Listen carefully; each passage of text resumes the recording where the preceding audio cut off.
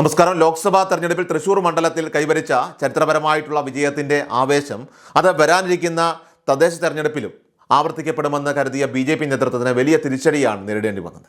പത്മജ വേണുഗോപാലിന്റെ നേതൃത്വത്തിൽ തൃശൂരിൽ വൻ മുന്നേറ്റം ലക്ഷ്യമിട്ട BJPക്ക് പക്ഷേ പ്രതീക്ഷിച്ച ഫലം കണ്ടെത്താനായില്ല.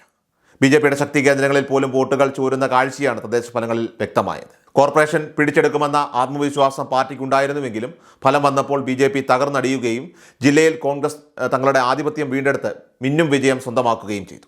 തൃശൂർ കോർപ്പറേഷനിലെ 56 ഡിവിഷനുകളിൽ 33 എണ്ണത്തിലും വിജയിച്ചുകൊണ്ട് UDF അധികാരം പിടിച്ചെടുത്തത് BJPയുടെ തന്ത്രങ്ങൾ പാളി എന്നതിൻ്റെ വ്യക്തമായ സൂചനയാണ് നൽകിയത്.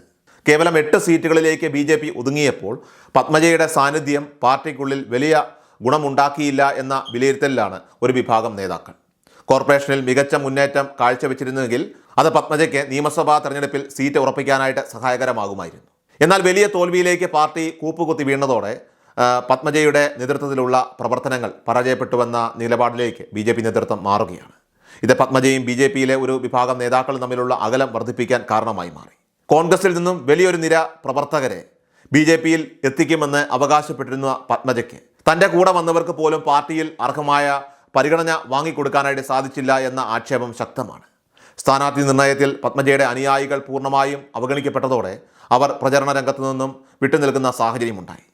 BJPയിലെ ഒരു വിഭാഗം നേതാക്കൾ പത്മജയെയും സംഘത്തെയും ഉൾക്കൊള്ളാൻ തയ്യാറാകാത്തതും പ്രവർത്തനങ്ങളെ പ്രതികൂലമായി ബാധിച്ചു. മുൻപ് കോൺഗ്രസിലായിരുന്നപ്പോൾ ലഭിച്ചിരുന്ന പരിഗണനയോ അധികാരമോ ഇപ്പോൾ പത്മജയ്ക്ക് ലഭിക്കുന്നില്ല എന്ന തിരിച്ചറിവ് അവരുടെ അനുയായികളെയും അസംതൃപ്തിയിലാക്കി കഴിഞ്ഞു.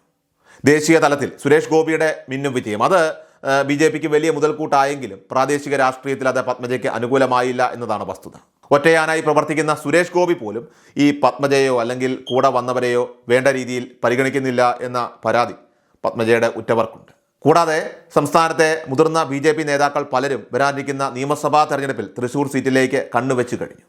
ഇത് പത്മജയുടെ രാഷ്ട്രീയ മോഹങ്ങൾക്ക് വലിയ തിരിച്ചടിയാണ് ഇപ്പോൾ ഉണ്ടാക്കിയിരിക്കുന്നത്. അർഹമായ പദവികൾ ലഭിക്കാത്ത പക്ഷം BJPയുമായിട്ട് ഇടഞ്ഞു നിൽക്കാനുള്ള സാധ്യതയും ഇവിടെ തള്ളിക്കളയാനാവില്ല. സംസ്ഥാന രാഷ്ട്രീയത്തിൽ UDF വലിയ തിരിച്ചുവരവ് നടത്തുമെന്ന പ്രവചനങ്ങളും പത്മജയെ ഇപ്പോൾ പുനർചിന്തയ്ക്ക് പ്രേരിപ്പിക്കുന്നുണ്ട്. 2026 നിയമസഭാ തെരഞ്ഞെടുപ്പിൽ UDF അധികാരത്തിൽ വരുമെന്ന സൂചനകൾ നിലനിൽക്കെ BJPയിൽ തുടരുന്നത് രാഷ്ട്രീയപരമായി തന്നെ ഗുണകരമാകില്ല എന്ന് അവർ കരുതുന്നു. BJPയിൽ തുടർന്നാൽ ഭാവിയിൽ അധികാരമില്ലാതെ കേവലം നോക്കുകുത്തികളായി മാറേണ്ടി വരുമെന്ന ഭയം പത്മജയെയും സംഘത്തെയും ഇപ്പോൾ ഏറെ വേട്ടയാടുന്നുണ്ട്. ഇതോടെയാണ് അല്പമെങ്കിലും മാന്യമായ പരിഗണന ലഭിക്കുമ്പോൾ തന്നെ കോൺഗ്രസിലേക്ക് മടങ്ങുന്നതാണ് നല്ലതെന്ന ചിന്ത പത്മജയുടെ അനുയായികൾക്കിടയിൽ ഇപ്പോൾ ശക്തമാകുന്നത്. നേരത്തെ BJPയിൽ ചേരുന്ന സമയത്ത് കോൺഗ്രസിനെ തൃശ്ശൂരിൽ ഇല്ലാതാക്കുമെന്ന് പ്രഖ്യാപിച്ചിരുന്ന പത്മജയ്ക്ക് മുന്നിൽ അണികൾ തന്നെ മടക്കയാത്രയ്ക്ക് ഒരുങ്ങുന്നത് വലിയ വെല്ലുവിളിയാണ്. പത്മജയെ ഡൽഹിയിൽ ലഫ്റ്റനന്റ് ഗവർണർ ആക്കാനുള്ള കേന്ദ്ര BJP നേതൃത്വത്തിൻ്റെ നീക്കം കേരളത്തിലെ നേതാക്കൾ തന്നെ അട്ടിമറിച്ചെന്ന വാർത്തകൾ പുറത്തു വന്നതോടെ പാർട്ടിയിലെ ആഭ്യന്തര കലഹം അത് മറനീക്കി പുറത്തു വന്നു. മാധ്യമങ്ങളിൽ പത്മജയുടെ മടക്കയാത്ര സംബന്ധിച്ച റിപ്പോർട്ടുകൾ സജീവമാണെങ്കിലും ഔദ്യോഗിക സ്ഥിരീകരണം ഇനിയും വരാനിരിക്കുന്നതേ ഉള്ളൂ. എന്നിരുന്നാലും തൃശ്ശൂരിലെ രാഷ്ട്രീയ സാഹചര്യങ്ങൾ പത്മജയ്ക്ക് BJPയിൽ വലിയ ഭാവി ഇല്ലാതാക്കി കഴിഞ്ഞിരിക്കുകയാണ്.